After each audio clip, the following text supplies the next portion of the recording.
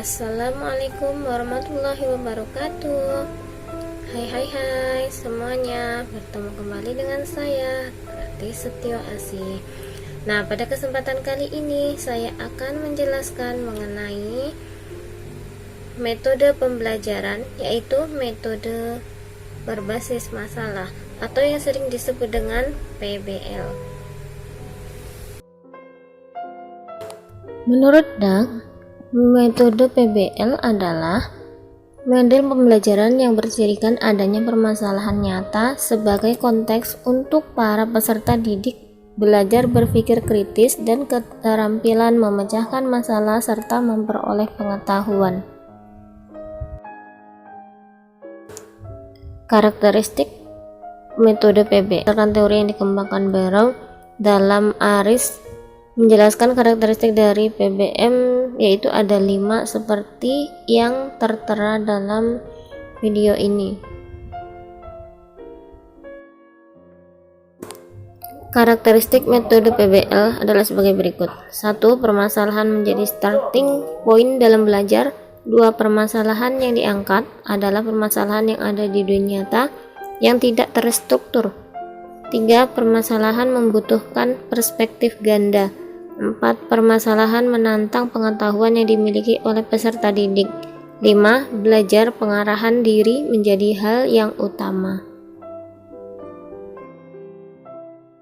Selanjutnya, ciri-ciri dari model problem based learning. Yang pertama, kegiatan belajar mengajar dengan model problem based learning dimulai dengan pemberian sebuah masalah. 2. Masalah yang disajikan berkaitan dengan kehidupan nyata para siswa. 3. Mengorganisasikan pembahasan seputar disiplin ilmu.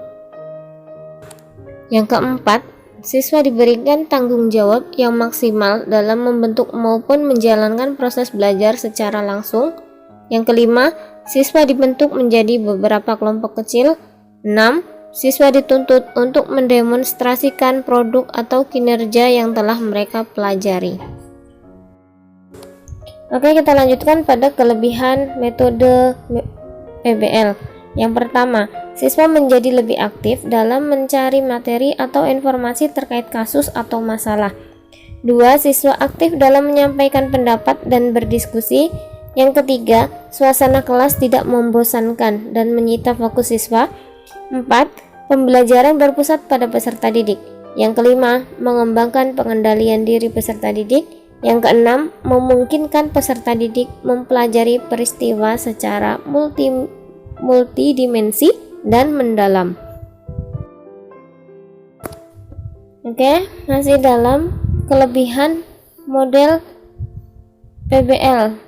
Selanjutnya, mengembangkan keterampilan pemecahan masalah, mendorong peserta didik mempelajari materi dan konsep baru ketika memecahkan masalah, mengembangkan kemampuan sosial dan keterampilan berkomunikasi yang memungkinkan mereka belajar dan bekerja dalam tim. Selanjutnya, mengembangkan keterampilan berpikir ilmiah tingkat tinggi atau kritis. Selain memiliki kelebihan, metode PBL juga memiliki kekurangan. Kekurangan tersebut ialah metode ini lebih tepat dilakukan dalam kelas kecil dengan jumlah siswa yang tidak terlalu banyak.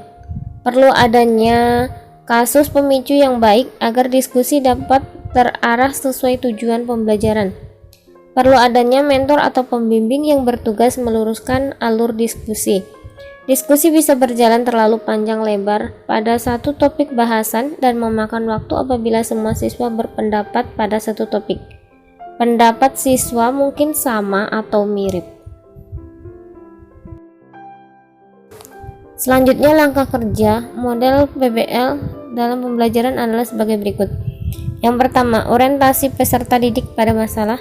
Kedua, menganalisis atau mengorganisasikan peserta didik untuk belajar.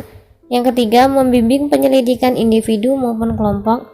Yang keempat, mengembangkan dan menyajikan hasil karya. Dan yang kelima, menganalisis dan mengevaluasi proses pemecahan masalah.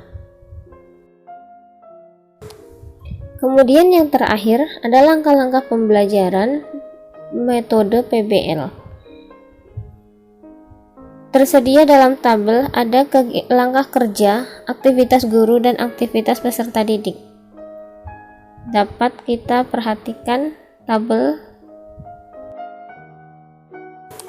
Sekian pembahasan tentang metode PBL dari saya. Kurang dan lebihnya saya mohon maaf. Sekian dan terima kasih. Bertemu kembali di video selanjutnya. Assalamualaikum warahmatullahi wabarakatuh.